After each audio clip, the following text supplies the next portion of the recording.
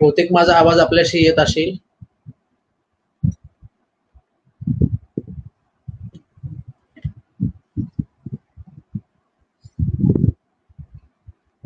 जे दर्शक पाहतायत त्या सगळ्यांना नमस्कार, जय भीम. मी प्राध्यापक डॉक्टर सोमनाथ कदम कणकवली येथून आपल्याशी संवाद साधत आहे. कणकवली महाविद्यालय कणकवली या ठिकाणी इतिहास विभाग प्रमुख म्हणून मी कार्यरत आहे. मुंबई विद्यापीठामध्ये आमचं कॉलेज गोव्यापासून जवळ अशा पद्धतीचं कॉलेज आहे. साहित्य क्षेत्रामध्ये, सामाजिक क्षेत्रामध्ये, शैक्षणिक क्षेत्रामध्ये काम करण्याचा मी प्रयत्न करतो. इतिहास या विषयातून संशोधनाची मला आवड आहे आणि त्याच्या अनुषंगाने मी महाराष्ट्रातील मातंग समाजाचा इतिहास या विषयावर PhD केली आणि त्याची 3 एक पुस्तकं वेगवेगळ्या दर्जेदार प्रकाशनाच्या माध्यमातून मला पुढे आणता आली. मुक्ता साळवे जीवन व कार्य हे एक माझं संशोधन पुस्तक आपल्या समोर आहेच.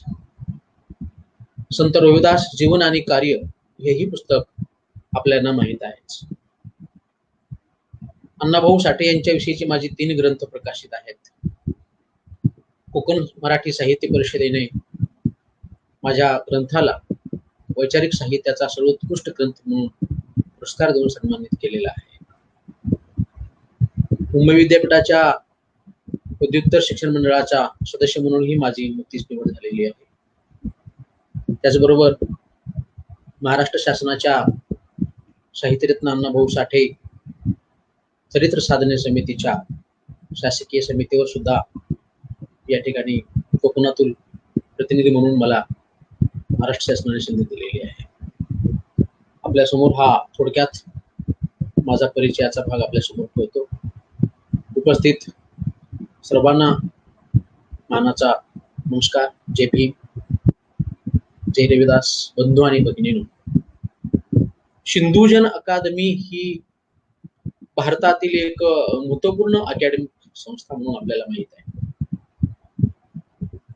सामाजिक, शैक्षणिक, सांस्कृतिक, वैचारिक, राजकीय, आर्थिक या सर्व घटकामध्ये जे लोक संशोधन करून काही नवीन मांडण्याचा प्रयत्न करतात ते सगळं समोर आणण्याचं काम गेली साधारणतः वर्षभरापासून सिंधुजन अकादमीच्या माध्यमातून त्या ठिकाणी सुरू आहे. आणि या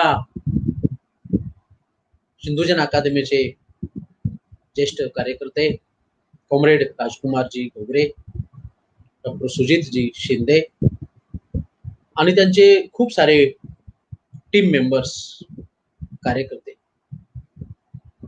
ही सगळी मंडळी खरं म्हणजे विविध क्षेत्रात काम करतात आणि हे काम करत असताना सुद्धा सामाजिक भान ठेवत, वैचारिक बांधिलकी जोपासत या मंडळीने अशा पद्धतीचा एक सिंधुजन अकादमी या नावाचं एक फार मोठं विविध मल्टीपर्पज, मल्टीडिसिप्लिनरी अशा पद्धतीचे एक मंच उपलब्ध करून दिलेला आहे. आणि गेल्या साधारणतः 220 दिवसापासून दररोज अशा पद्धतीची ही व्याख्यानमाला, मला वाटतं भारतातील एक अद्वितीय असं उदाहरण आपल्या समोर आहे आणि खूप चांगल्या पद्धतीचा एक विचार मंथनाचा प्रयत्न ही मंडळी करत आहेत. एक इतिहासाचा अभ्यासक म्हणून मी या मंडळीचं अगदी मनपूर्वक सुरुवातीलाच अभिनंदन करतो. आदरणीय डॉक्टर सुजित शिंदे सरांचा संपर्क झाल्यानंतर मी त्यांना म्हणालो की मला संत रविदास महाराजांविषयी चर्चा करायला, संवाद साधायला आवडेल. कारण जे अनेक महामानव उपेक्षित वंचित असे जे काही आहे त्याच्यामध्ये आपणास संत रविदास महाराजांचा उल्लेख या ठिकाणी आवर्जून करावा लागतो. व्याख्यानाला सुरुवात करण्यापूर्वी मी आपल्या देशातील समस्त महामानवांना विनम्रपणे अभिवादन करतो. आपण बरेचसे त्या ठिकाणी लाईव्ह आलेले आहात, संयोजक मंडळी उपस्थित आहे. आज माझा जो मुख्य विषय आहे, मध्ययुगातील मानवतावादी पुरोगामी संत संत रविदास महाराज. बंधू आणि भगिनींनो, आपल्या देशाचा इतिहास आपण जर पाहिला तर तो इतिहास महामानवाचा इतिहास आहे आणि या महामानवाच्या भूमीमध्ये एक महत्वपूर्ण सुधारक मध्य काळामध्ये ज्यांचा उल्लेख महत्वाचा ठरतो ते म्हणजे संत रविदास महाराज. त्यांच्या जीवन आणि कार्याचा आढावा आपल्याला घेत असताना या ठिकाणी मी काही स्लाइड्सही केलेले आहेत आपल्या सोयीसाठी, म्हणून त्याच्या आधारे आपण तो प्रयत्न करूया. आपल्याला माहितच आहे, ज्येष्ठ साहित्यिक अण्णाभाऊ साठे त्यांच्या एका रचनेमध्ये म्हणतात, ही भूमी असे कैकांची, संत महतांची, ज्ञानवंतांची, नररत्नाला जन्म देणार, अशा पद्धतीची ही भूमी आहे. त्याचं कारण या भूमीमध्ये अनेक समाज सुधारक, विचारवंत, साहित्यिक जन्माला आलेले आहेत आणि मग त्यांच्या सगळ्यांचा परिचय आपल्या सर्वांना करून देणं आणि इतिहासामध्ये नवीन नवीन दुर्लक्षित अशा पद्धतीची व्यक्तिमत्व आहेत, त्या व्यक्तिमत्वाला समोर आणण्यासाठी म्हणून अशा पद्धतीची व्याख्यानमाला या ठिकाणी महत्वाची आहे असं मला वाटतं. मित्रहो, आपल्या देशाचा इतिहास आपण जर पाहिला तर तो इतिहास हा क्रांती आणि प्रतिक्रांतीचा इतिहास आहे. या देशामध्ये चातुर्वर्ण व्यवस्था होती, या देशामध्ये जातीयता होती, अस्पृश्यता होती आणि या सगळ्या पार्श्वभूमीवर सामान्य माणसाचं जगणं अत्यंत कठीण पद्धतीचं या देशामध्ये होतं आणि मग या सर्व अन्याय अत्याचाराखाली दबलेल्या माणसांना खऱ्या अर्थाने समतेचा, न्यायाचा, सुधारणेचा मार्ग दाखवण्याचं काम या देशामध्ये अनेक समाज सुधारणे केलेले आहे. प्राचीन काळामध्ये असे समाज सुधारक होऊन गेले, त्याच्यामध्ये तथागत गौतम बुद्धाचा उल्लेख आपल्याला प्राधान्याने करावा लागतो. त्याच्यानंतर वर्धमान महावीर आहेत, त्याच्यानंतर मध्य काळामध्ये स्वामी चक्रधर आहेत, संत कबीर आहेत, संत रविदासजी आहेत, असे अनेक संत आहेत. आणि महाराष्ट्रामध्ये आपण जर पाहिलं तर फार मोठी संत परंपरा महाराष्ट्राला मिळालेली आहे आणि या महाराष्ट्राच्या परंपरेमध्ये वारकरी संप्रदायाचा उल्लेख हा त्या ठिकाणी आपल्याला प्रामुख्याने करावा लागतो. मग हे जे सगळे संत होऊन गेले, त्या सगळ्या संतांनी या ठिकाणी आपल्या विचाराच्या माध्यमातून, आपल्या दोह्याच्या माध्यमातून, अभंगाच्या माध्यमातून सामाजिक बदल करण्याचा प्रयत्न केलेला आहे. सामाजिक, आर्थिक, शैक्षणिक सुधारणा करण्याचा प्रयत्न केलेला आहे, तसे विचार त्या ठिकाणी सांगितलेले आहेत. आणि म्हणून या सर्व महामानवांचे विचार आपल्या सर्व समाजात तळागाळापर्यंत अजूनही पोचलेले नाहीत आणि म्हणून अशा पद्धतीच्या व्याख्यानमाला, अशा पद्धतीचे उपक्रम ही खऱ्या अर्थाने काळाची गरज आहे. मित्रहो, आपल्या देशामध्ये जे महामानव आहेत ते महामानव प्राचीन काळापासून मध्य काळापासून ते आधुनिक काळापर्यंत वेगवेगळ्या क्षेत्रामध्ये वेगवेगळ्या प्रांतामध्ये आपापल्या पद्धतीनं सामाजिक सुधारणेचा प्रयत्न त्या ठिकाणी चालवलेले आपल्याला दिसतात. यामध्ये मध्य काळाचा आपण जर विचार केला तर या मध्य काळामध्ये प्रामुख्याने भारताची आपण जर परिस्थिती पाहिली तर त्या ठिकाणी दोन पद्धतीचे धार्मिक संप्रदाय त्या काळामध्ये उदयास आलेले होते. त्यामध्ये शैव आणि वैष्णव अशा पद्धतीचा महत्वाचा उल्लेख आपल्याला करावा लागेल. तिसराही पंथ होता तो शाक्त पंथ. परंतु प्रामुख्याने शैव, वैष्णव आणि शाक्त या तीन धार्मिक संप्रदायाच्या अनुषंगाने मध्य काळामध्ये संत परंपरेचा उदय आपल्याला झालेला दिसून येतो. यामध्ये उत्तरेकडचे संत आणि दक्षिणेकडचे संत या सर्व संतांनी आपापल्या पद्धतीने त्या ठिकाणी समाजामध्ये सातत्यानं चळवळ राबवण्याचा प्रयत्न, मग त्याला आपण भक्ती चळवळ म्हणूया, वारकरी चळवळ म्हणूया, आणि ही चळवळ प्रामुख्याने तत्कालीन सनातनी हिंदू धर्मामध्ये आणि मुस्लिम धर्मामध्ये प्रामुख्याने असलेला आपल्याला दिसून येतो. मग हिंदू धर्मामध्ये अशा पद्धतीचे अनेक संत होऊन गेले, मुस्लिम धर्मामध्ये सुद्धा अशा पद्धतीची संत परंपरा होऊन गेली. मुस्लिम धर्मामध्ये ती सुफी या नावाने ओळखली जाते आणि हिंदूमध्ये ती भक्ती चळवळ नावाने, महाराष्ट्रामध्ये वारकरी चळवळ या नावाने ही चळवळ आपल्याला दिसून येते. मग या ठिकाणी संत रविदास महाराज हे मध्य काळातील एक महत्वाचे मानवतावादी पुरोगामी विचाराचे संत म्हणून त्या ठिकाणी आपल्याला दिसून येतात. आपल्याला उत्तर भारताचा जर विचार केला तर उत्तर भारतामध्ये प्रामुख्याने संत सूरदास आहेत, संत तुलसीदास आहेत, संत कबीर आहेत, संत मीराबाई आहे आणि संत रविदास आणि इतर काही संत या कालखंडामध्ये मध्य काळामध्ये होऊन गेलेले आहेत. उत्तर भारतामध्ये प्रामुख्याने पंजाब मधून सुरू झालेली शीख संप्रदायाची चळवळ सुद्धा आपल्याला मिळत आहे. आणि या सगळ्या पार्श्वभूमीवर उत्तर भारतामध्ये आणि दक्षिण भारतामध्ये एक सामाजिक वातावरण, एक सांस्कृतिक वातावरण, एक धार्मिक वातावरण ढवळून काढण्याचा प्रयत्न या भक्ती चळवळीने केलेला आपल्याला दिसून येतो. आपण जर तो काळ विचारात घेतला मित्र, तर तो काळ असा आहे की त्या काळामध्ये मध्ययुगामध्ये प्रामुख्याने मुस्लिम सत्तेचं राज्य आहे भारतावर. काही प्रादेशिक राज्यामध्ये फक्त हिंदूंचं राज्य आहे आणि दरम्यानच्याच कालखंडामध्ये महाराष्ट्रामध्ये छत्रपती शिवाजी महाराजांनी स्वराज्याची स्थापना केलेली आहे. अशी ही सगळी राजकीय परिस्थिती आहे. या राजकीय परिस्थितीमध्ये आपण जर पाहिलं तर जो सामान्य माणूस होता, शेतकरी असेल, मध्यमवर्गीय असेल, कामगार असेल, व्यापार असेल, ह्या सगळ्या लोकांचं जीवन अतिशय कठीण पद्धतीने झालेलं होतं.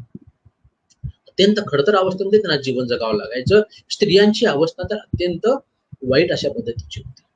आणि मग या सगळ्या पार्श्वभूमीवर एका बाजूला निसर्गाचा कोप असायचा, दुसऱ्या बाजूला तत्कालीन सत्तेचा कोप असायचा, चौथ्या बाजूला त्या आपापल्या भागातील जे सरदार मंडळी होते त्यांचा त्या ठिकाणी अन्याय अत्याचार जनतेला सहन करावा लागायचा. मोठ्या प्रमाणामध्ये कराच्या नावाखाली महसूल तो जमा केला जात असे आणि त्या ठिकाणी चातुर्वर्ण व्यवस्थेमध्ये जो शूद्र अतिशूद्र वर्ग आहे त्या सर्व माणसांना आणि समस्त स्त्रियांना अत्यंत केविलवाणे पद्धतीचं जीवन त्यांच्या वाट्याला आलेलं होतं.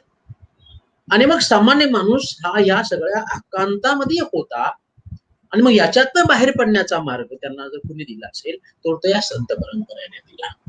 अन्याय अत्याचाराखाली दबलेल्या किंवा भक्तीच्या नावाखाली लुबाडण्यात जाणाऱ्या या माणसांना खरा धर्म म्हणजे काय, खरी भक्ती म्हणजे काय आणि खरा ईश्वर म्हणजे काय, खरी उपासना कशी करावी, या उपासनेमध्ये मधला जो पुरोहित वर्ग आहे तो कसा लुटतो, अशा अनेक माध्यमातून समाजाला सत्यविचार सांगण्याचा प्रयत्न त्या कालखंडामध्ये भारतामध्ये निर्माण झालेला होता.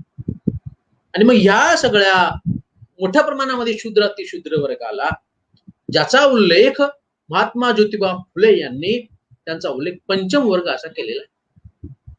पंचम वर्ग म्हणजे कोणता? जे कुठल्याही वर्गात ब्राह्मण, क्षत्रिय, वैश्य या शूद्रामध्ये नाहीत असे ते सर्व म्हणजे पंचम. त्या पंचम वर्गाच्यासाठी त्या ठिकाणी मोठ्या प्रमाणामध्ये त्यांची लुबाडणूक थांबवण्यासाठी त्यांची मानसिक सांस्कृतिक धार्मिक पातळीवरची कोंडी फोडण्यासाठी ही संत परंपरेची चळवळ अत्यंत महत्वाची ठरलेली आपल्याला दिसून येते. या संत परंपरेमध्ये महाराष्ट्रामध्ये पुन्हा या ठिकाणी आपल्याला लक्षात येतं की जी वारकरी संप्रदायाची चळवळ होती, ज्या वारकरी संप्रदायाचा त्या ठिकाणी वेगवेगळ्या जातीचे संत याच्यामध्ये होते आणि ह्या संतांनी सर्व जातींमध्ये सलोखा निर्माण करण्याचा, समाजामध्ये एकता आणण्याचा प्रयत्न या ठिकाणी या सर्व संतांनी केलेला दिसून येतो. याच्यामध्ये अनेक जाती आहेत. आपण जर थोडक्यात रोहिदास महाराजांच्या चरित्राकडे वळत असताना मित्र हो, आपला देश हा जातींचा देश आहे. या देशामध्ये अशा प्रकारची जाती व्यवस्था आहे की ज्या जाती व्यवस्थेचं वर्णन डॉक्टर बाबासाहेब आंबेडकर यांनी अत्यंत छान पद्धतीने केलेलं आहे. शिडी नसलेला मनोरा अशा पद्धतीची ती जाती व्यवस्था आहे.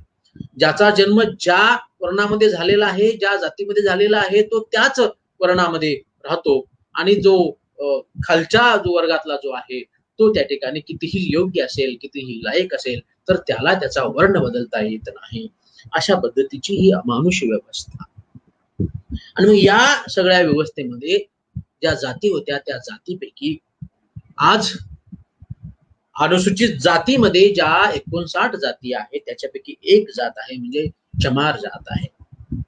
आणि या चमार समाजाचं वैशिष्ट्य असं आहे मित्र की हा चमार समाज ऑल इंडियामध्ये म्हणजे भारताच्या सर्व राज्यामध्ये आढळून येणारा असा हा समाज आहे, अशी ही सोसायटी आहे. याच्या उलट ज्या 58 जाती ज्या अनुसूचित जाती प्रवर्गामध्ये आहेत त्या 58 जाती काही महाराष्ट्रामध्ये असतील, काही कर्नाटकामध्ये, काही आंध्रामध्ये असतील, परंतु सरसकट ऑल भारतामध्ये असणारी एकमेव समाज म्हणजे हा चमार समाज आहे. ज्या चमार समाजाची नावं मात्र काही ठिकाणी वेगवेगळे आपल्याला दिसतात. महाराष्ट्रामध्ये आपण चर्मकार किंवा चांभार समाज असे या पद्धतीने म्हणतो. तर या चमार समाजामध्ये संत रोहिदास महाराजांचा जन्म झालेला आपल्याला दिसून येतो. संत रोहिदास महाराजांच्या संत रोहिदास यांना सुद्धा लोक वेगवेगळ्या नावाने ओळखतात. महाराष्ट्रामध्ये आपण त्यांना संत रोहिदास म्हणतो. मी सुद्धा माझ्या बोलण्यातनं संत रोहिदास असाच उल्लेख करतोय, कारण मी सुद्धा एक महाराष्ट्रीयन अभ्यासक आहे आणि म्हणून रोहिदास असा उल्लेख आपल्या बोलण्यातनं, आपल्या लिहिण्यातनं येतो. परंतु जेव्हा उत्तर भारतामध्ये आपण जेव्हा त्याचा विचार करतो तेव्हा त्या ठिकाणी संत रोहिदास यांचा उल्लेख रैदास असं करतात, संत रैदास. आणि जे लोक संत रोहिदासांचे, संत रविदासांचे विचारांचं पालन करतात, त्या पद्धतीचे आचरण करतात, त्यांना रैदासी संप्रदाय असं सुद्धा म्हणतात. आणि म्हणून अशा पद्धतीनं उत्तर भारतामध्ये प्रामुख्याने संत रोहिदास महाराजांचे विचार हे उत्तर भारतामध्ये प्रचंड मोठ्या प्रमाणामध्ये रुजलेले आहेत आणि त्याचा प्रभाव महाराष्ट्रामध्ये चळवळीच्या माध्यमातून आपल्याला दिसतो. मात्र तुलनेने दक्षिण भारताचा आपण जर विचार केला तर त्या दक्षिण भारतामध्ये संत रोहिदास महाराजांचे विचार आणि अनुयायी, त्या ठिकाणी विचाराचे अनुयायी दक्षिण भारतामध्ये संख्येने कमी प्रमाणामध्ये आढळून येतात असं आपल्याला दिसतं. मी संत रोहिदास यांना पुरोगामी आणि क्रांतिकारी असा शब्द वापरलेला आहे. पुरोगामी आणि क्रांतिकारी कोणाला म्हणायचं हा इथून मोठा प्रश्न आहे.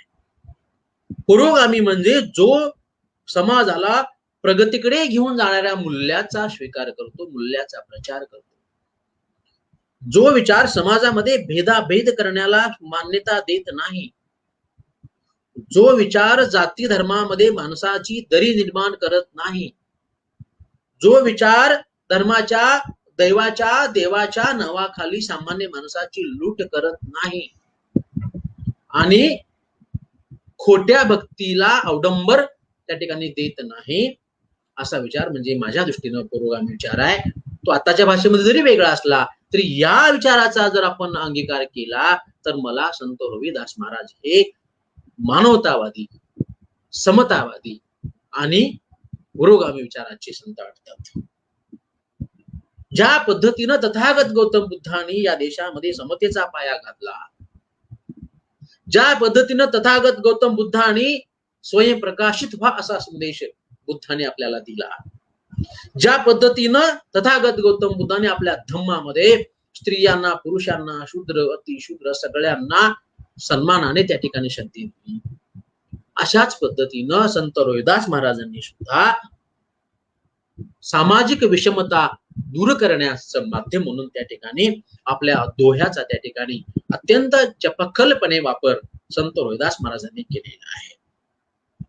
ज्या पद्धतीनं महात्मा ज्योतिबा फुले यांनी सामान्य माणसाची अवस्था वेशीवर टांगण्यासाठी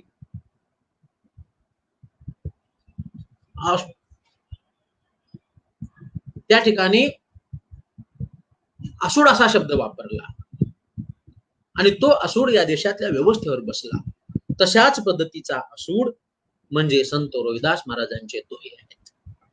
या दोह्यातला अर्थ आपण जर एक एक समजून घेतला तर त्या ठिकाणी संपूर्ण सामाजिक स्थिती आपल्याला समजण्यासाठी त्याची मोठी मदत होते. आपल्या देशामध्ये एक व्यवस्था आहे मित्र, की महामानवाच्या जन्मावरून महामानवाच्या कामावरून त्या ठिकाणी वाद निर्माण करायचे आणि ते सुद्धा बहुजन समाज घटकातील संतांविषयी, महामानवाविषयी, विचारवंताविषयी हे जास्त प्रमाणामध्ये असलेला दिसून येतं. म्हणून संत रविदास महाराजांचा जन्म कुठे झाला, संत रविदास महाराजांचा जन्म कधी झाला, कुठे झाला, कोणत्या राज्यात झाला, कोणत्या शहरात झाला, गावात झाला, याच्यावरून सुद्धा वाद आपल्या देशामध्ये निर्माण केले जातात. परंतु याचं उत्तर स्वतः संत रोहिदास महाराजांनीच त्या ठिकाणी दिलेलं आहे. आपल्या समोर त्यांनी लिहिलेला एक दोहा या ठिकाणी दिसतो आहे. हा दोहा वास्तविक करमसिंह यांचा आहे आणि करमसिंह हे गुरु गोविंद सिंग यांचे समकालीन होते. गुरु गोविंद सिंग हे शिखांचे गुरु होते हे आपल्याला माहित आहे. हे सगळे संत समकालीन आहेत. आणि मग त्या करमसिंहांनी त्यांच्या दोह्यामध्ये म्हटलेलं आहे, 1433 की माघ सुधी 15 दुःखियों के कल्याण हित प्रकटे रैदास. म्हणजे 1433 असा उल्लेख एकदम स्पष्ट आहे. आणि माघ ही तिथी आहे. आपल्याला माहित आहे त्या काळामध्ये इसवी सनाच्या ऐवजी त्या ठिकाणी तिथीचाच वापर त्या ठिकाणी केला जात होता. आणि मग माघ या तिथीला त्या ठिकाणी 1433 साली संत रोहिदास महाराजांचा जन्म झालेला आहे. म्हणून दरवर्षी आपण माघ पौर्णिमेला संत रोहिदास महाराज यांची जयंती त्या ठिकाणी आपण साजरी करतो. संत रविदास महाराज यांचा जन्म उत्तर प्रदेशामध्ये बनारस जवळ मंडुआ नावाच्या गावी झालेला आहे. हे ठिकाण उत्तर प्रदेशामध्ये आहे. त्यांच्या आईचे नाव रघुराम आणि त्यांच्या आईचे नाव कर्मादेवी आणि वडिलांचे नाव रघुराम अशा पद्धतीचे होते. काही लोकांचं याच्यावरती अनेक मतं आहेत, परंतु संशोधनाअंती त्यांची जन्मतिथी आणि त्यांच्या पूर्वचरित्राविषयी आपल्याला अशा पद्धतीचीच माहिती मिळते. संत रोहिदास महाराजांनी त्यांच्या एकूण जीवन कार्यामध्ये मित्र हो अत्यंत विपुल अशा पद्धतीची साहित्य संपदा लिहिलेली आहे. त्यांच्या जन्माचा उल्लेख आपण जर आताच पाहिला की हा संदर्भ आपल्याला त्या ठिकाणी कुलदीप कुमार नावाचे एक उत्तर भारतातले फार मोठे लेखक आणि संत आहेत, लेखक आणि विचारवंत आहेत. त्यांच्या ग्रंथामध्ये आपल्याला हा संदर्भ संत रोहिदास महाराजांच्या जन्माचा आपल्याला त्या ठिकाणी सापडतो. संत रोहिदास महाराजांनी त्या ठिकाणी एकूण 41 साखी, 177 पदे आणि सुमारे 200 ओव्या त्यांच्या नावावर आपल्याला दिसून येतात. त्यांचं वैशिष्ट्य असं आहे संत रोहिदास महाराजांच्या लेखणीचं की त्याच्यातनं एक साध्या सोप्या शब्दातून फार मोठा अर्थ आपल्याला सापडतो. फार मोठा शब्दाचा अवडंबर माजवलं म्हणजे खूप काही सांगितलं असं नाहीये. साधी सोपी भाषा. संत रोहिदास महाराजांची वाणी अशी होती की मध ही पिका पडावा. संत रोहिदास महाराजांचे शब्द असे होते की नवा इतिहास घडावा. अशा पद्धतीची शब्दाची ताकद संत रोहिदास महाराजांच्या आपल्याला दोह्यामध्ये दिसते. एक आपल्या समोर दोहा दिसतोय, जहां देखो वहां चाम ही चाम, चाम के मंदिर बोलत राम. चाम की गऊ, चाम का बछड़ा, चाम ही दुने, चाम ही टाड़ा. चाम का हाथी, चाम का राजा, चाम के ऊंट पर चाम का राजा. कहत रोहिदास दोनों कबीर भाई, कहत रोहिदास सुनो कबीर भाई असणार ते, चाम बिना देह किनकी बनाए. त्याचा अर्थ असा आहे मित्र हो की जे आपलं शरीर जे बनलेलं आहे ते पूर्णपणे चमड्याचं बनलेलं आहे आणि जिकडे जाऊ तिकडे चमड्याने भरलेलं शरीर आहे. मग माणसाचं असेल, पशु पक्षी प्राण्यांचं असेल. आणि या चामड्याच्याच उंटावर जो राजा बसतो तो सुद्धा चामड्याच, त्याला सुद्धा चामडच आहे. आणि मग या ठिकाणी त्यांना असं म्हणायचं आहे, चाम के बिना देह किसकी बनाय. जर प्रत्येकाला एकच शरीर आहे, प्रत्येकाची एकच रंगाची चामडी आहे, तर मग कशाला माणसामध्ये भेद, हा त्याचा पुढचा अर्थ आहे. मित्र हो, अशा पद्धतीचा भेद जो माणसामध्ये केला जात होता, त्या भेदाचं त्या ठिकाणी विवेचन त्यांच्या साध्या सोप्या भाषेमध्ये संत रविदास महाराज त्या ठिकाणी आपल्याला करतात. आणि हा उपदेश देत असताना मित्र हो, या देशाची व्यवस्था आपल्याला पुन्हा लक्षात आणून घेतली पाहिजे की कोणत्या माणसाने, कोणत्या जातीच्या माणसाने काय खावं, कोणत्या जातीच्या माणसाने काय ख्यावं, उपदेश कुणी करावा, ग्रंथ कुणी लिहावे, लेखणी कुणी चालवावी, याची सगळी बंधनं या देशामध्ये होती. अशा या काळामध्ये संत रविदास महाराज मात्र लेखणी हातात घेतात, लिहितात आणि तो सुद्धा अत्यंत पुरोगामी क्रांतिकारी पद्धतीनं त्या ठिकाणी मांडणी करतात. आणि मग या सगळ्या मांडणीमध्ये त्यांच्यामध्ये एक बंडखोरपणा आपल्याला दिसतो, एक क्रांतिकारी विचार दिसतो. हा विचार क्रांतिकारी मला यासाठी वाटतो की ज्या काळामध्ये सगळीकडे जाती व्यवस्थेचं थैमान चाललेलं होतं आणि जैसे थे जगण्याकडे माणसाची प्रवृत्ती होती. आपण कुठल्या जाती जन्माला आलो किंवा आपल्यावरती जो अन्याय अत्याचार का होतो आहे, याचं कारण म्हणजे आपली जात आहे आणि आपण त्या जातीत का जन्माला आलो, याचं कारण आपलं पूर्वजन्माचं पाप आहे. आणि ह्या पूर्वजन्माचं पाप आपल्याला भोगावं लागतंय. म्हणजे ही अशा प्रकारची विचित्र मानसिकता आपली होती. आता जो काही आपल्या वाट्याला जे दुःख, दैन्य, दारिद्र्य, अस्पृश्यता आलेली आहे, त्याचं कारण मागच्या जन्मामध्ये काहीतरी पाप आपण केलेलं आहे. अशा पद्धतीच्या पाप पुण्याच्या संकल्पनेमध्ये या ठिकाणी आपल्याला अडकवून ठेवलेलं होतं. आणि म्हणून संत रविदास महाराजांचा या सगळ्या पाप पुण्याच्या कल्पनेवर विश्वास नाही, माणसाच्या भेदावरती विश्वास नाही. संत रविदास महाराजांना सुद्धा त्या ठिकाणी अशा पद्धतीच्या जाती भेदाला त्या ठिकाणी त्यांना सामोरं जावं लागलं. ज्यावेळी संत रविदास महाराज त्या ठिकाणी गंगेमध्ये स्नान करण्याचा प्रयत्न करत होते, त्यावेळी तत्कालीन सनातनी लोकांनी सांगितलं, गंगेमध्ये तुला स्नान करता येणार नाही, हे शूद्रा आत्ताच्या आत्ता बाहेर हो, अन्यथा प्राणाला मोक्षी. अशा पद्धतीची इथल्या सनातनी व्यवस्थेच्या समर्थकाची भाषा ज्यावेळी संत रविदास महाराजांच्या लक्षात आली, तेव्हा त्यांच्या लक्षात आलं की खरंच याची अवस्था कशी आहे. म्हणजे कितीही विचारवंत असला, ज्ञानी असला आणि तो जर शूद्र जातीचा असेल, तर त्याला काळीचीही किंमत नाही आणि त्याला निसर्गाच्या समान अधिकाराच्या पाण्यामध्ये अर्थात गंगेमध्ये डुबकी मारण्याचा सुद्धा अधिकार नाही. आणि म्हणून अशा पद्धतीची ह्या व्यवस्थेवर त्या ठिकाणी आसूड ओढण्याचा प्रयत्न त्या ठिकाणी संत रविदास महाराज करताना आपल्याला दिसतात. मित्र हो, या जातीच्या अनुषंगाने या देशातील कोणत्याही महामानवाला बघा, त्या देशातील कोणत्याही महामानवाला जातीपासून त्या ठिकाणी त्यांची सुटका अजिबात झालेली नाही. मग ते छत्रपती शिवाजी महाराज असतील, राजर्षी शाहू महाराज असतील, संत कबीर असतील, संत रोहिदास असतील, महात्मा ज्योतिबा फुले असतील, अण्णाभाऊ साठे असतील आणि परमपूज्य भारतरत्न डॉक्टर बाबासाहेब आंबेडकर असतील. तुमची ज्ञान विद्वत्ता किती जरी मोठी असेल, परंतु तुमची जर जात जर खालची असेल, तर तुम्हाला समाजामध्ये किंमत नाही. अशा पद्धतीची ही सिस्टम या देशामध्ये होती. आणि म्हणून या ठिकाणी संत रविदास महाराजांचा अतिशय एक महत्वाचा दोहा या ठिकाणी आहे बघा, जाती जाती में जात है जो केलन के पात. जाती जाती में जात है जो केलन के पात, रैदास मनुष्य ना जुड़ सके जब तक जाती न जात.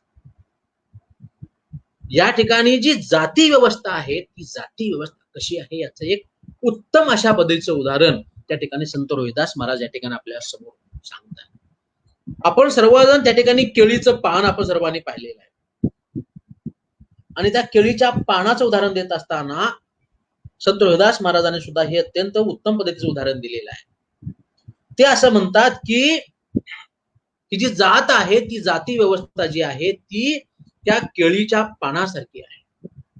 केळीचं पान कसं असतं बघा, केळीचं पान कसं असतं, त्याच्यामध्ये एक काय म्हणतो याला आपण, ह्याची पदर म्हणूया, पदर, एका पदराच्या आड दुसरा पदर असतो आणि त्याच्या पलीकडे असे खूप सारे पदर असतात, असे खूप सारे त्या ठिकाणी पदर असतात. आणि मग त्या सगळ्या जोपर्यंत आपल्याला वाटतं आता संपलं, परंतु नसतं, त्या ठिकाणी पुन्हा ते नवीन पदर त्या ठिकाणी उलगडत असतो. अशा पद्धतीची जाती व्यवस्था आहे. वर आपल्याला ती दिसत नाही, परंतु त्याच्यामध्ये जातीचे असे काही थर आहेत की हे थर थर थर मोजत असताना त्या ठिकाणी आपल्याला खूप त्या ठिकाणी असे शेकडो थर त्या ठिकाणी आपल्याला जाणवतात.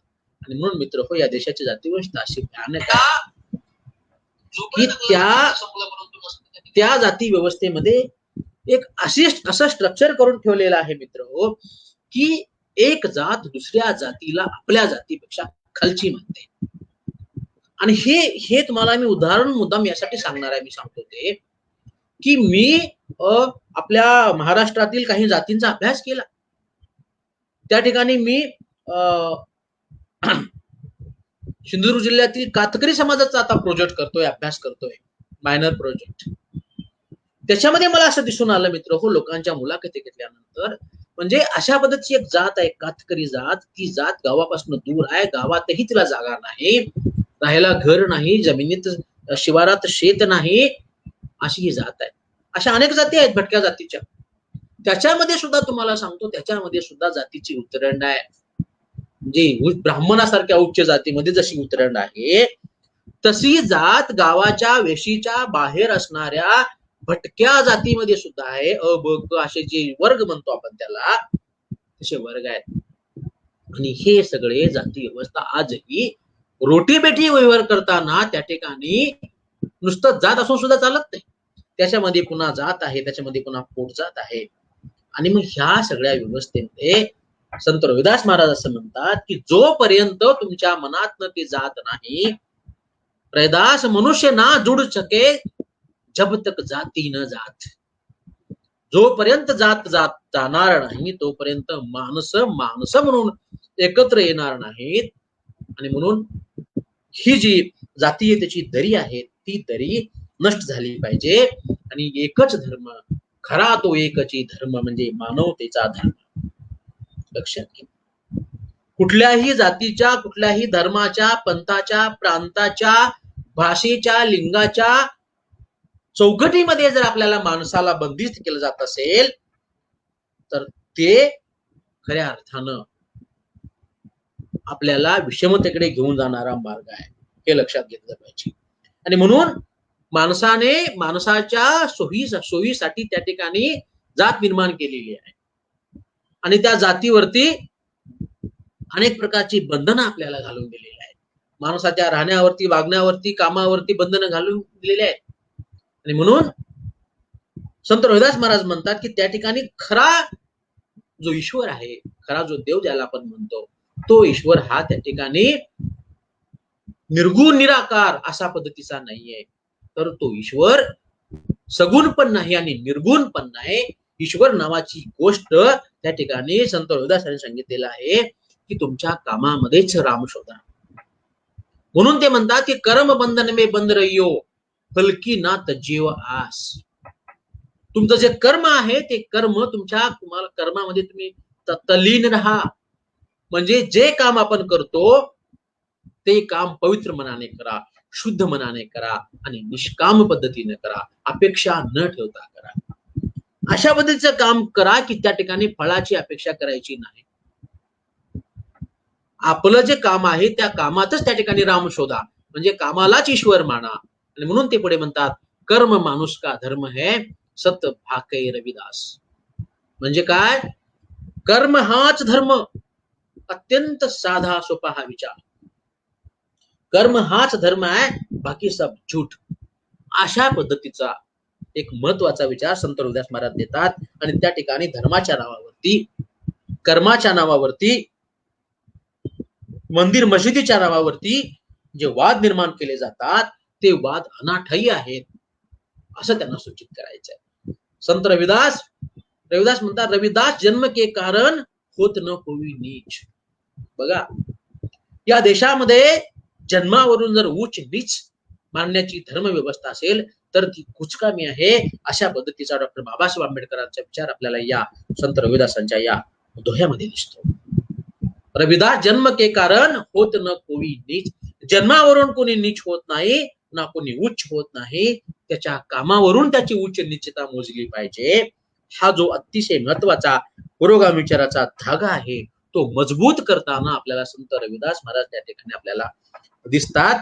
आणि म्हणून शूद्र मानवाला त्या ठिकाणी धर्माच्या नावाखाली, जातीच्या नावाखाली, पंथाच्या नावाखाली जे कोणी त्याला मिरवण्याचा प्रयत्न करतात आणि त्याच्यावरती एक कर्मकांडाचं बोजट ओझ त्या ठिकाणी लादतात, त्यांना उद्देशून ते असं म्हणतात की मस्जिद कोच दिन मंदिर सो नहीं प्यार, दो म उल्ला राम नहीं कह रविदास चमार.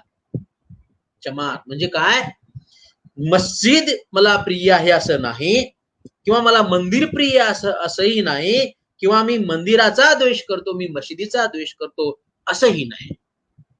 म्हणजे काय आहे, मला ना मंदिर नको आहे, ना मला मस्जिद नको आहे. आणि ते पुढे असं म्हणतात की ना मंदिरामध्ये देव आहे, ना मशिदीमध्ये अल्लाह आहे. म्हणजे काय आहे, हे सगळं थोतांड आहे. देवा धर्माच्या नावाखाली माणसाला लुबाडण्याचा जो काही गोरखधंदा चालू आहे समाजामध्ये, त्याची पोलखोल करण्याचं काम त्या ठिकाणी संत रविदास महाराज करतात. आणि म्हणून अशा पद्धतीच्या या स्वार्थी लोकांपासून सावध राहिलं पाहिजे, अशा पद्धतीचा सुद्धा संदेश त्या ठिकाणी संत रविदास महाराज देतात.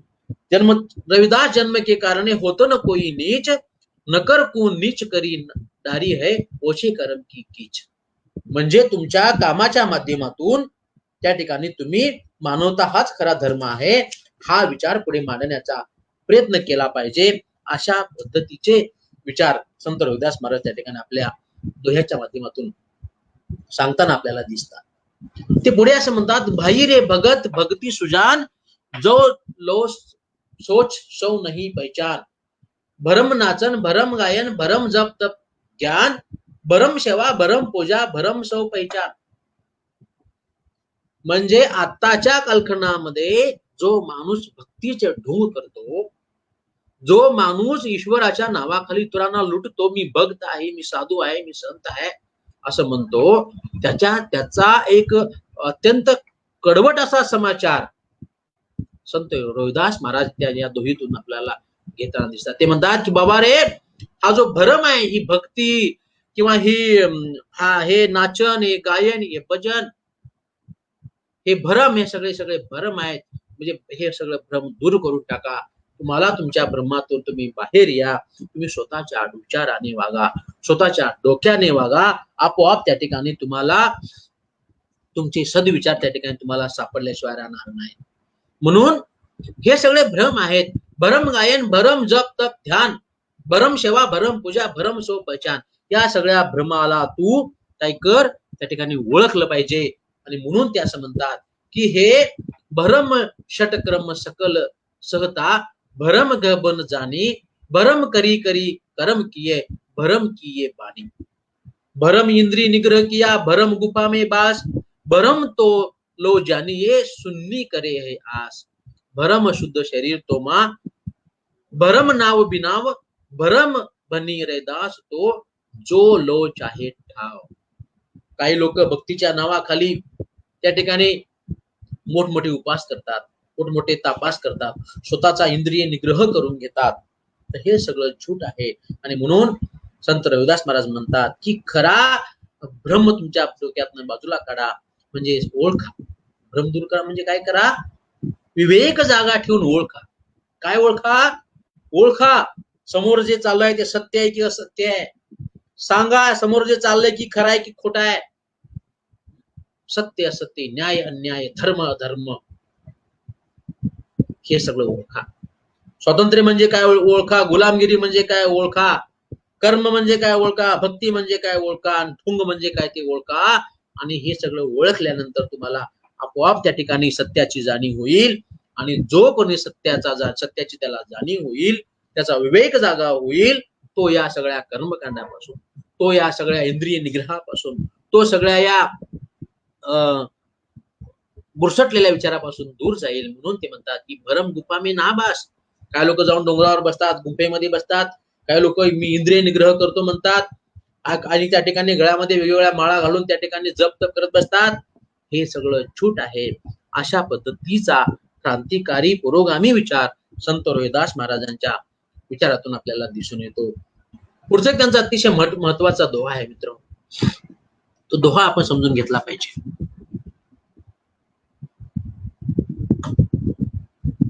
ऐसा चाहू राजमय जहां मिले सबको अन्न, ऐसा चाहू राजमय जहां मिले सबन को अन्न, छोट बड़ो सब सम बसे रविदास रहे प्रसन्न.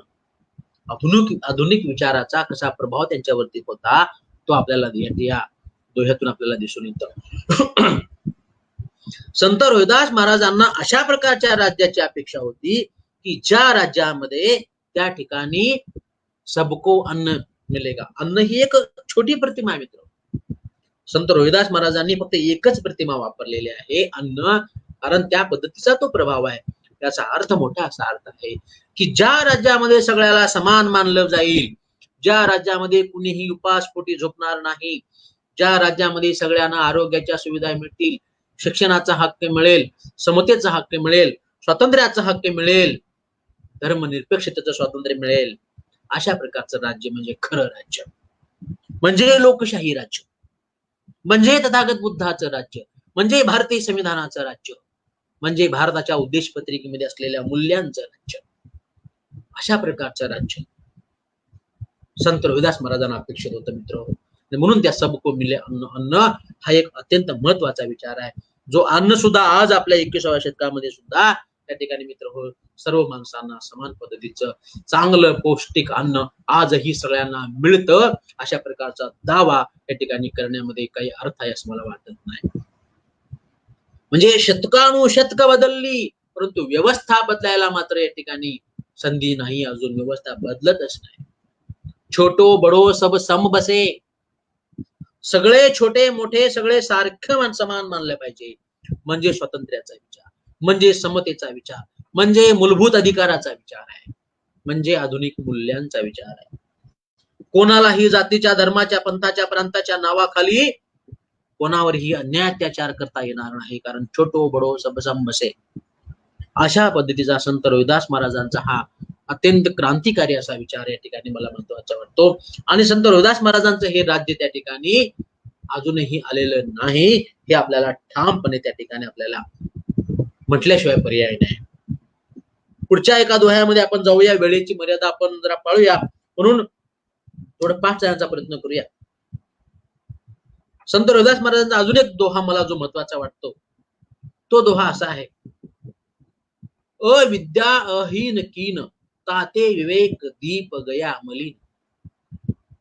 जहां अंधविश्वास हो वहां सत्पुरुष नहीं, रैदास सत शौर्य जानिये जो अनुभव हो मन माही. बघा, अहित अहीन कीन, अविद्या अहीन कीन ताते विवेक दीप गया मलिन. साधं सोपं विचार आहे. ज्याला अविद्या आहे त्याचं कधी हित होणार नाही. त्याचा विवेक दीप मलिन झालेला आहे, त्याच्या विवेक दीपावर काजळी चढलेली आहे. कशाची काजळी चढलेली आहे? देवाची, धर्माची, पंथाची, प्रांताची, भाषेची, अशा प्रकारच्या वेगवेगळ्या भेदाची, धर्माची, अंधश्रद्धेची, मूर्ती पूजेची, नवस सायासाची, गंडे दोऱ्याची ही जी काजळी चढलेली आहे, ही काजळी त्यात चढण्याचं कारण म्हणजे अविद्या. अविद्या म्हणजे केवळ ज्ञान, केवळ ज्ञान म्हणजे केवळ शिकणे नाही. या ठिकाणी शिकणे हा अत्यंत साधा सोपा अर्थ जसा तथागत गौतम बुद्धाला अपेक्षित नव्हता, जसा महात्मा ज्योतिबा फुलेंना अपेक्षित नव्हता, बाबासाहेब आंबेडकरांना सुद्धा एवढा संकुचित अर्थ नव्हता. अविद्या याचा अर्थ अज्ञान. अज्ञान म्हणजे ज्ञान नसणे, आणि ज्ञान नसणे म्हणजे काय? ह्या सगळ्या परिस्थितीचं ज्ञान नसणे, केवळ अक्षर ओळख नव्हे, लक्षात घ्या. केवळ अक्षर ओळख झाली म्हणजे ज्ञान झालं असं नाही. आपल्या देशामध्ये आज अक्षर ओळख झालेले म्हणजे ज्याला साक्षर असं म्हणतो आपल्या देशामध्ये, अशी साधारणतः 70% लोक आहेत. 70% लोकांना लिहिता वाचता बोलता चांगल्या पद्धतीने येतं, शिक्षण घेतलेले असं म्हणूया. परंतु जसा प्रत्येक सुशिक्षित हा शहाणा असेलच असं नाही. तसंच त्या ठिकाणी संत रविदास महाराज म्हणतात की अविद्याहीन कीन ताते विवेक दीप गया मलिन. या देशातला मेंदू, या देशातील लोकांचं मन, या देशातील लोकांच्या डोक्यामध्ये त्या ठिकाणी कुणीतरी काहीतरी भरवतं आणि आपला विवेक दीप जागा नसतो. त्यामुळं जातीच्या लढाया, त्यामुळं धर्माच्या लढाया, त्यामुळं राजकीय लढाया आपण लढतो. आपण हे विसरतो की या ठिकाणी आपल्यावर मध्ये भांडणे लावणारे कुणीतरी व्यवस्था आहे, ती राजकारणाची झोळी आणि आपली पोळी भाजून घेते आणि आपल्यामध्ये संघर्ष निर्माण करतात. आणि मग अशा पद्धतीने सामान्य माणसं जातीमध्ये, धर्मामध्ये, पंथामध्ये, प्रांतामध्ये आपोआप विभागले जातात. आणि जो वरचा वर्ग आहे, ज्याचा उल्लेख मुक्ता साळवेने लाडू खाऊ असा केलेला आहे. मुक्ता साळवे ही मध्य काळातली क्रांतिकारी निबंधकार आहे. ती या वरच्या वर्गाला वरच्या वर्गाचा उल्लेख लाडू खाऊ म्हणते. हे जे लाडू खाऊ लोक आहेत की ज्या काळामध्ये माणसाला साधा डाळीची साधी भाकरी मिळत नव्हती, डाळ मिळत नव्हती, साधी मिरची मिळत नव्हती, त्या काळामध्ये ही माणसं लाडू खाणारी म्हणजे कोण हे तुम्ही समजून घ्या. ही माणसं आपला विवेक दीप त्या ठिकाणी मलिन करतात. आपल्याला त्या ठिकाणी धर्माचं नाव सांगतात, पूजेचं नाव सांगतात, हे विधी ते विधी करायला सांगतात आणि त्या ठिकाणी आपला विवेक दीप त्या ठिकाणी मलिन करतात. ही व्यवस्था आजही चालू आहे. ही व्यवस्था आजही चालू आहे. हा अंधविश्वास आजही चालू आहे. म्हणून जहां अंधविश्वास हो वहां सत्पुरुष नाही. जिथं अंधविश्वास असतो तिथं माणसं डोळस नसतात. आणि म्हणून जसं महात्मा ज्योतिबा फुले यांनी सांगितलेलं आहे, विद्ये विना मती गेली, नीती विना गती गेली, गती विना वित्त गेले. एवढे सगळे अनर्थ एका अविद्येने केले. तशा प्रकारची ही अविद्या आपल्या सगळ्या समस्यांचं मूळ म्हणजे काय? अविद्या आहे. तथागत गौतम बुद्धाने पण तेच सांगितलं, महात्मा ज्योतिबा फुलेंनी पण तेच सांगितलं, बाबासाहेबांनी तेच सांगितलं. सर्व महामानवांचा हा विचाराचा सारांश आहे, जो आपल्याला संत रविदास महाराजांच्या आचारामध्ये, विचारामध्ये, कृतीमध्ये त्या ठिकाणी आपल्याला दिसतो. म्हणून हा अंधविश्वास सोडून दिला पाहिजे. म्हणून जो अनुभव हो मन माहे, म्हणजे जो आपल्याला अनुभव येतो तो अनुभव हाच खरा ग्रेट आहे, बाकी सब झूट आहे. अनुभवासारखा मोठा कुठलाही शिक्षक नसतो. म्हणून आपण काय केलं पाहिजे? आपला विवेक दीप जागृत करण्याचा प्रयत्न केला पाहिजे. आपण काय केलं पाहिजे? या देशातील सामान्य माणसाने सत्य असत्य, न्याय अन्याय, नीती अनीती, श्रद्धा अंधश्रद्धा, मित्र शत्रू, खरं खोटं, धर्म अधर्म, ह्या सगळ्याची पारख करण्यासाठी आपला विवेक दीप जागृत ठेवला पाहिजे. आणि अंधश्रद्धेला, अन्यायाला, गुलामगिरीला, विषमतेला, जातीयतेला, अस्पृश्यतेला, गुंडेशाहीला आपण नकार द्यायला शिकलं पाहिजे. ही खरी मानसिकता. आणि म्हणून तथागत गौतम बुद्ध ज्या पद्धतीने म्हणाले होते, अत्तदीप भव, आत्तदीप भव, तुम्ही स्वयं प्रकाशित व्हा, तुम्ही तुमच्या भाग्याचे शिल्पकार आहात. कुणीतरी येईल आणि माझा उद्धार करेल या भ्रमात राहू नका. तुम्हीच तुमच्या क्रांतीचे, प्रकाशाचे प्रकाश यात्री. मित्र हो, आपल्याकडे अशी ग्रामीण भागात धारणा आहे की कुणीतरी एक देवी येते म्हणे आणि ती आपलं कपाळावरच्या रेषा पाहते आणि त्या ठिकाणी आपल्या कपाळावरची त्या ठिकाणी आपलं नशीब लिहून जाते. कोणीतरी असं म्हणतात की आपल्या हातावरच्या ज्या रेषा आहेत त्याच्यावरून आपलं भविष्य कळतं. सब झूठ. मग असं जर असेल तर मला प्रश्न असा पडतो की या देशातल्या 70% बहुजन समाजाच्या एकच रेषा आहेत काय? 70% बहुजन समाजाच्या हातावरच्या रेषा बघून कोण आमचं भविष्य बदललं नाही आतापर्यंत. त्याचं कारण आमचा विवेक दीप जागा नव्हता. या देशातील बहुजनांचा विवेक दीप जागा झाला, शिक्षणाने जागा झाला. आणि म्हणून ज्ञान हा परिवर्तनाचा मार्ग आहे. शिक्षण हे सर्वांगीण प्रगतीचं प्रवेशद्वार आहे.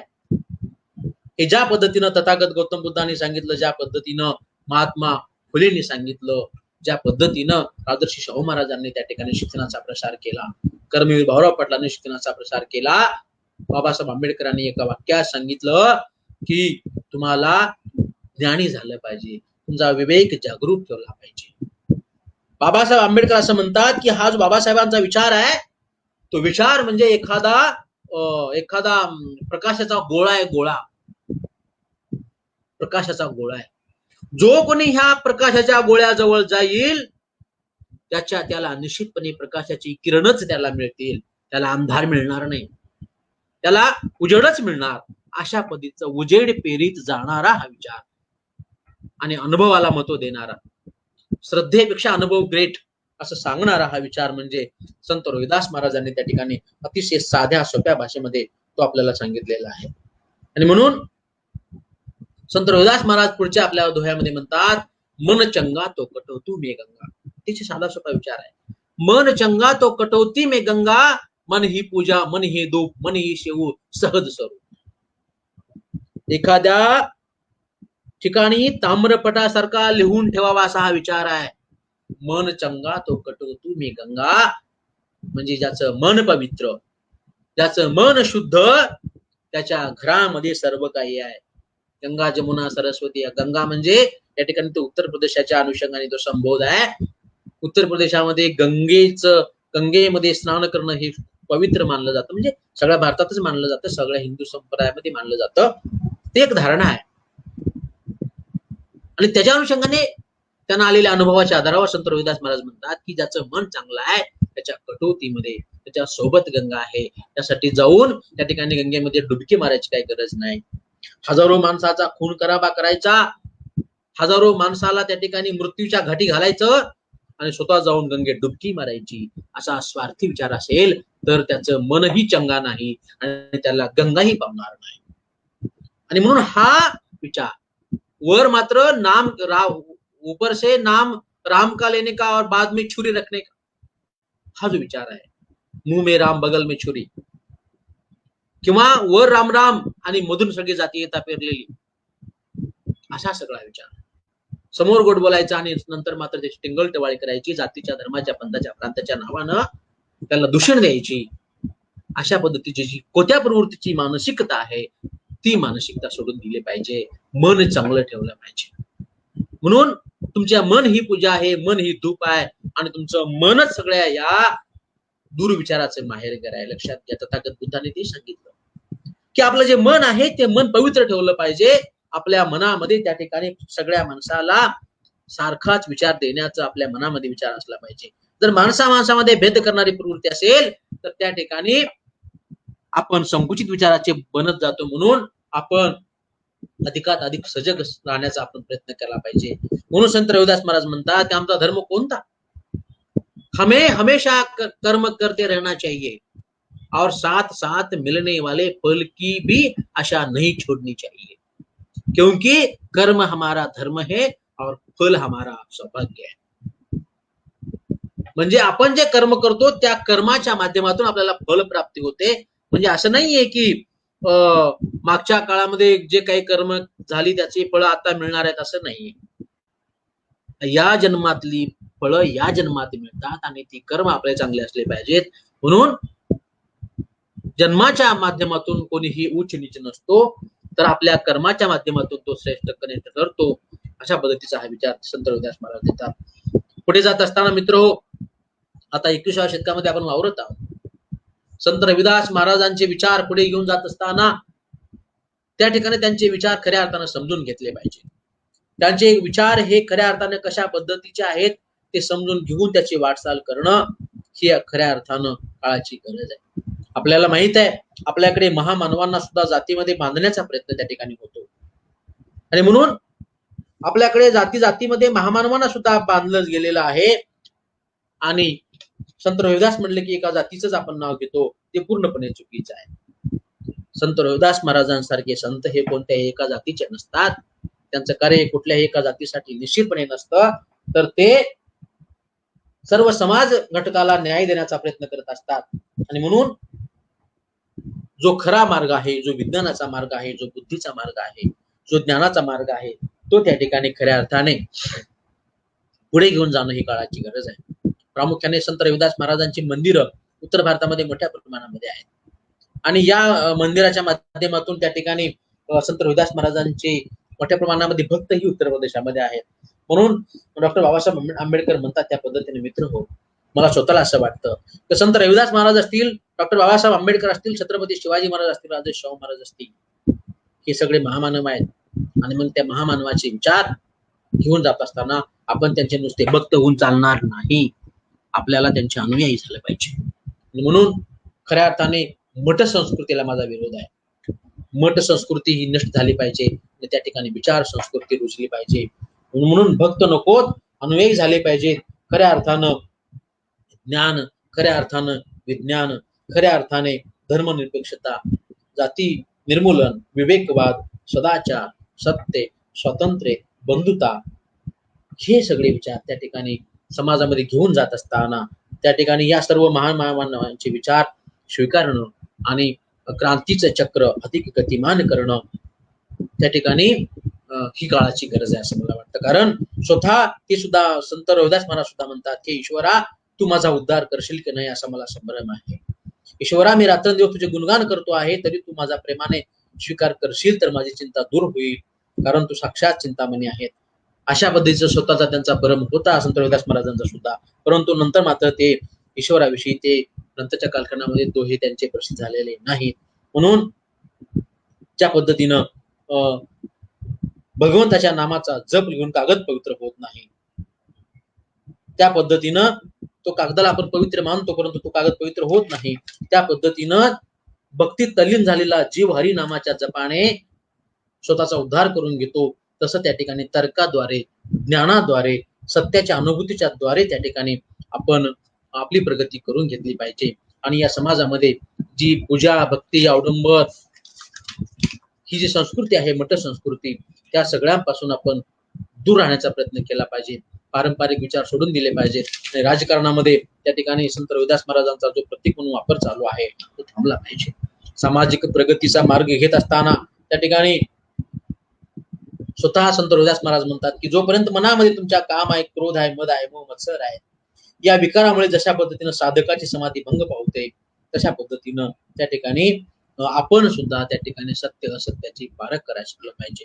आज सामाजिक चळवळीमध्ये वावरत असताना संत रविदास महाराजांचा त्या ठिकाणी पूजा अर्चा केली जाते. अशा प्रकारची पूजा अर्चा करण्यापेक्षा त्यांचे विचार स्वीकारणं हे जास्त महत्वाचं आपण मानलं पाहिजे. जिथं पूजा येते, जिथं अगरबत्ती येते, जिथं नारळ येतं, तिथं कुठेतरी आपल्या मनामध्ये एक काय म्हणूया त्याला आपण, एक आपल्या मनामध्ये पारंपरिक विचाराची रुजवात होते. कारण हे सगळं प्रतीक आपण आता सोडून दिले पाहिजे आणि खऱ्या अर्थानं ज्ञान हेच प्रतीक आहे.